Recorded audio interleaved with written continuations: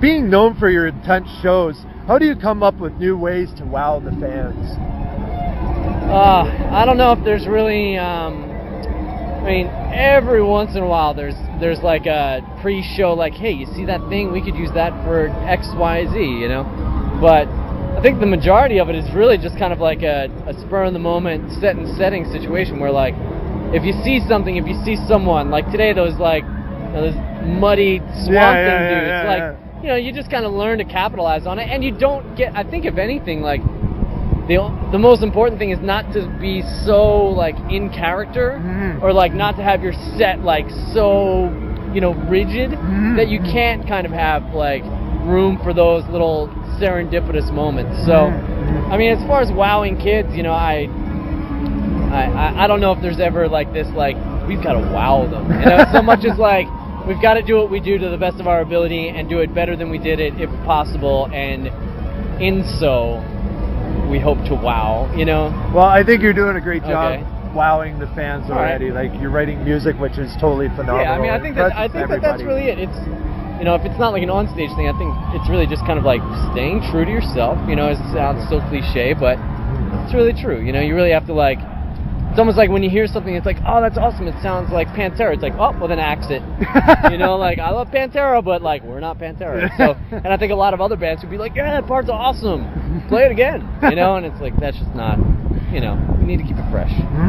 Do you ever feel that your career is overwhelming? And how do you overcome that feeling? Overwhelming. I mean, I guess that's a pretty subjective term. I'm not sure what part of overwhelming. You know, I don't feel like I ever have this moment where, like, I can't leave my house because I'll get recognized or something. Or, like, you know, or that, like... Well, like, if you're on tour or something like that. Yeah, I mean, it's... I don't know. I feel like the best way to answer the question is that for years, for, like, you know, I've been in the men 12 years. For maybe the first couple, it was like, shit, how do I make the band fit into my life? How can I, like... make sure that like when I come home from a tour that didn't make any money, I still have a job and a place to live, and that like my family supports me and doesn't disown me, or that like my girlfriend doesn't, you know, cheat on me, or whatever your issues might be about touring or being in a band. And then sooner or later it just kind of turned into like, okay, how does the life fit into my band? You know, like how do the rest of these things kind of like work into it? And you know, for example, like Jessica is our tour manager and my girlfriend. So now it's like I take my family on tour with me, and like you know, so things like that have kind of like helped it to not be so overwhelming, or to like, you know, you're branching out. Yeah, or just kind of we're all learning to be flexible with one another, and kind of like, you know, I heard somebody say you don't get paid for the hour you're on stage, you get paid for the 23 it takes you to get there, which I think is like no truer words have been spoken. You know, it's not like that's not the hard part. It's like making sure that everybody gets here, that we get here, that we come with everything we need, and that like you have your shit together on your instrument, you know. Exactly, and like exactly.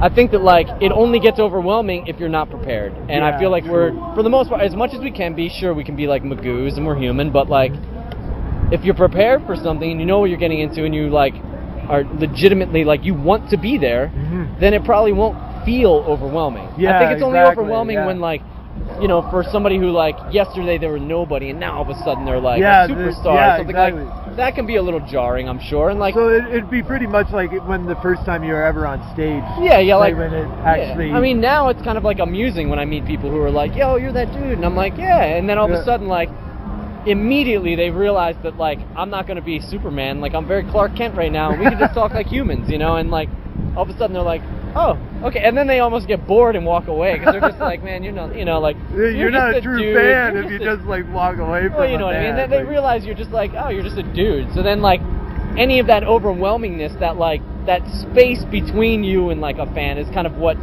that tension is what can make your life overwhelming. But if you just kind of like dissolve that immediately, you know, and just some people don't know how to do that. Some people don't want to do it. Some people do this for the ego. You know, some people do it because they want that overwhelming feeling, and then they get it and they're like, oh shit. You know? True. Other people don't, you know, like I'm sure like, you know, for example, like Chino from the Deftones, like I know that like there were times where like when we were on tour with them, he couldn't leave the bus, or like he couldn't go running. Because people would stop him, and it's like, that sucks. I know. Like, you're just like a dude, you know, and like all you want to do is just go run, and like that's your thing, and you can't, you know. And, like, exactly. You're all isolated. things considered, like maybe he did try to put himself there, but at the same time, his band just got bigger, you know, and he couldn't help it. So I don't know. If you're life was a song, what would the title be? Oh man. Fucking. I think of a lot of songs that already exist that I relate to. I mean, I could probably give you a list of those a lot better than I could give you. I love the Tower of Power song, What Is Hip? I love the Iron Maiden songs, Wasted Years and Loneliness of the Long Distance Runner. I kind of feel like Somewhere in Time is their, like, been on tour too long record, because all the lyrics are about, like, even Alexander the Great is all about, like, conquering, you know, and like That's going my middle out. name. Alexander? Yeah, it is. It's crazy that you mentioned that. You know, like, I think like Motley Crue, or what the hell is that name? That song, Home Sweet Home. Is that? I don't think that's the name. Home Sweet Home Alabama. No, it's Motley Crue, but I don't think the name of the song is Home Sweet Home. But it's like Home Sweet Home. Tonight. Oh, find my way. I'm trying to remember that. You know, like those songs, all the songs that are My Life already exist, like On the Road Again by Willie Nelson. You know, like those are all like, I don't know. We could be funnier in more than 10 minutes, but all I'm thinking are songs that already exist. Yeah, you know? Exactly. What would you prefer? So I just made you a mixtape instead. Yeah, you know? pretty much. What would you prefer, a Kmart parking lot or a Walmart parking lot? You know, the anti-capitalist in me would say that I prefer Kmart, but the practical person in me knows that Walmart is, you know, has a better selection, and like, you know, so it's a toss-up. You know, I can't say much more than that. I would have to say a Walmart parking lot, because the other thing about Walmart is that they will allow campers or anything to stay in their parking lot. Like a Kmart might kick you out, whereas a Walmart will let people stay because they have some kind of like almost like camper RV rule. And I've actually pitched a tent in a Walmart parking lot. Like doing a long drive home, and I had a tent in my trunk. Yeah. And was just like, I can't drive anymore. Saw Walmart, pulled in, pitched a tent in the parking lot. Nobody ever said anything. I woke up in the morning, packed my tent back up, kept driving. That's amazing. I never knew that. That's really great. Have you seen the old lady with the poodle recently? Is this an internet meme or something? Yeah. I don't know it. Apparently somebody grabbed some human feces and chucked it at a old woman in Rochester and bailed. And you guys never went to Rochester ever again after that, so wait, I read up on that. So we did this? Apparently so. Where'd you read that? Oh, it was on the internet. Like, so everything you read on the internet is true? Yeah, I know some of it's not true. I don't remember that happening. Not to say it didn't happen. But if it didn't, then I'm gonna. I can only think of 2 times we've ever been in Rochester. So. Oh, okay. It could have happened. I mean, I'm sure there's an old lady with a poodle in Rochester, and we've been there at least twice. So the possibility exists, but I can't personally vouch for that happening. And I'm not trying to deny some allegations. I just don't know. I don't know. How do you feel that your music has evolved since you first began? How do I feel like the music has evolved since we first began?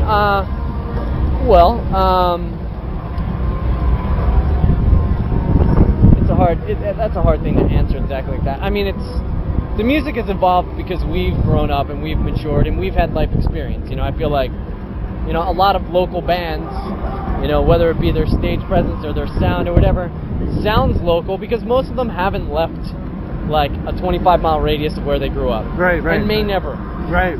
And I feel like the more we get out, the more we like travel, the more we see people, the more different people introduce us to different music, the more we hang out with other bands that we respect or grew up listening to or whatever. It's like, you know,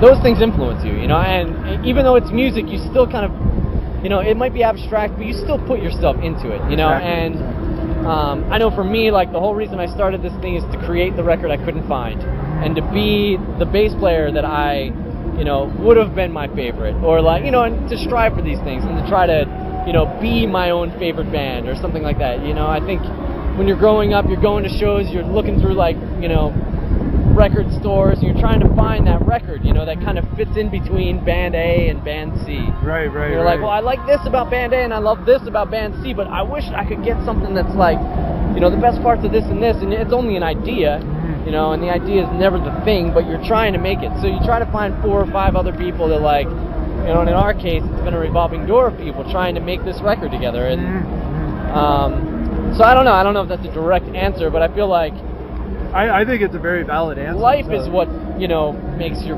music.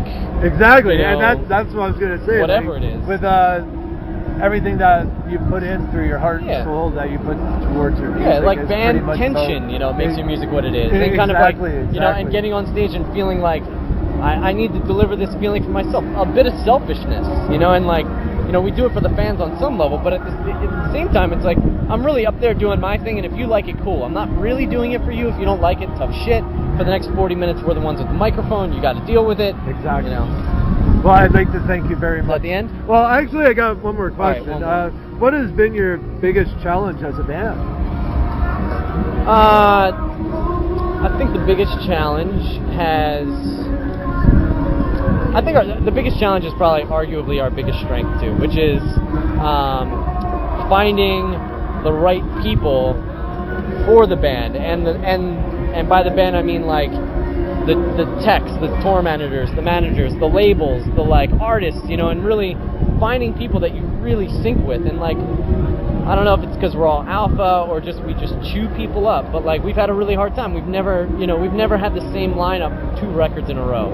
You know, we've never used the same artist twice. We've never, you know, really besides Relapse, we've never really had a label that we call home. We've really never had a manager for more than 3 months at a time. So all of these things have been a challenge because you don't, you know, we want to focus on the music, and we would love for somebody else to kind of like, that we trust to take care of some other things. Unfortunately, we can't find people that really, you know exactly what we want better than we do, and, you know, we always end up like kind of disappointed or resentful about something. Right.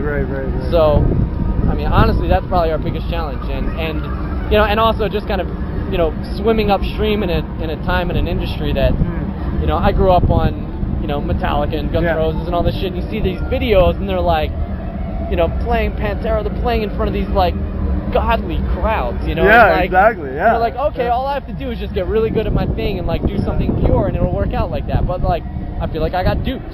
You know, it's like we'll never sell that many records. Nobody will. You know, like no metal band will ever sell as many records as the Black Album in my lifetime. Sorry to interrupt you, but the more heart and soul that people see you put yourself into it, the more that they'll be attracted to you. They'll buy it, but you know what I mean. It's like, and I'm not talking about finances alone, but like, you know, I would like to think that like I don't need as much as Metallica has, but at the same time, I'm not driving a Bentley and like, you know, I have like a hand-me-down car, and like it's great to buy in some ways. So hey, but at least you're making it. I love it. You know, I wouldn't change it for the world. That you know, you're loving that you wanted to do when you were probably 14, listening to your first Metallica record. It's 7, you know, or like 7, you know, listening to my Merciful Fate record. That's what changed it. Exactly. You're like, I want to be on that stage someday, and I'm gonna damn well try my best. No, it never happens the way you want it to, but it happens the way it's supposed to. So exactly. Well, I thank you very much, Liam. Thank you for.